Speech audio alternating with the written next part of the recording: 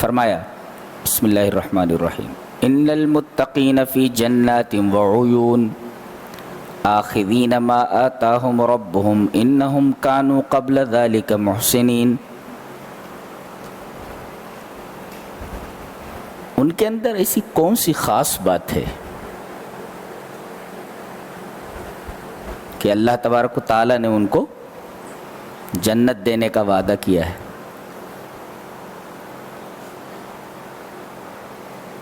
اگر معلوم ہو جائے تو وہ صفت اپنے اندر پیدا کی جائے. بتایا گیا کانوا قلیلا من اللیل ما یہجعون. ہجع یہجع کا مطلب ہوتا ہے سونا. کہا جا رہا ہے کہ رات کے اکثر حصوں میں یہ بیدار رہتے ہیں، سوتے بہت کم ہیں. کانوا قلیلا من اللیل، رات کا ایک قلیل حصہ، a bit of night، رات کا ایک چھوٹا سا حصہ ایسا ہوتا ہے جس میں وہ لوگ سوتے ہیں.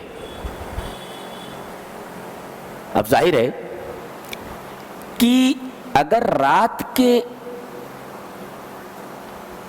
قلیل حصے میں سوتے ہیں،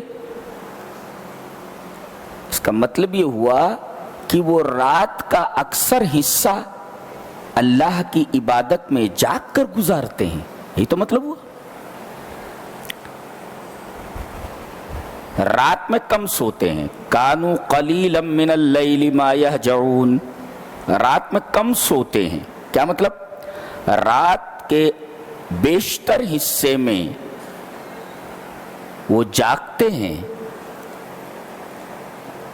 اور یہ جاگنا ان کا سیر سپاٹوں میں نہیں ہوتا، ہوٹلوں کی گردش میں نہیں ہوتا،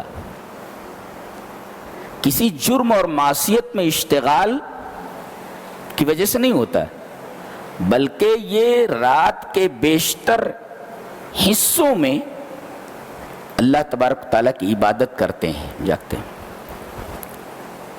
اب صبح ہوئی، یہ خاص بات ہے.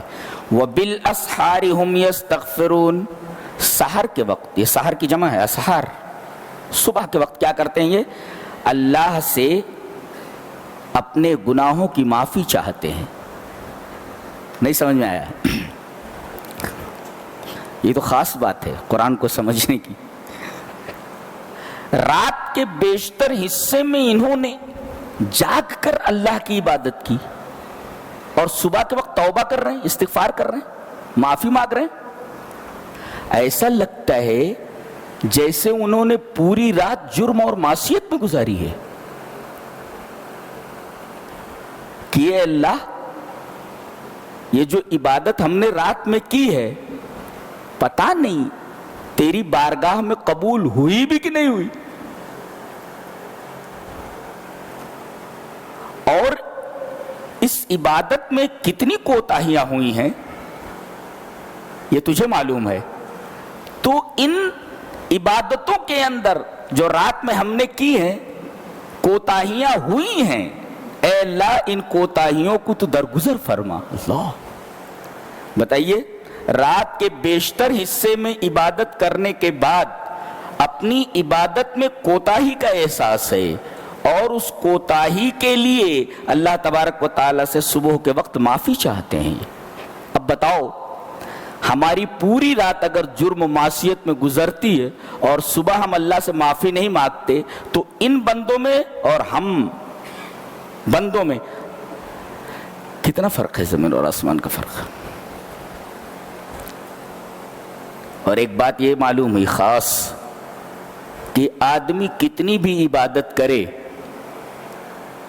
اصل یہ ہے کہ اللہ اسے قبول کر لے. اور کتنی بھی عبادت کرے، عبادت میں کوتاہی ہوتی ہے، لہذا عبادت کرنے کے بعد وہ استغفار کرے کہ میرے رب عبادت تو میں نے کر لی، اب اس عبادت میں کوتاہی ہو گئی ہو تو میرے رب اس کوتاہی کو درگزر فرما اور میری اس عبادت کو قبول فرما۔ تو آدمی کی عبادت پر نازا نہیں ہونا چاہیے، بلکہ ڈرتے رہنا چاہیے کہ پتہ نہیں عبادت قبول ہوئی کہ نہیں ہوئی، اس میں کتنی کوتاہیاں ہوئی ہیں۔ تو عبادت کرنے کے بعد استغفار ضروری ہے۔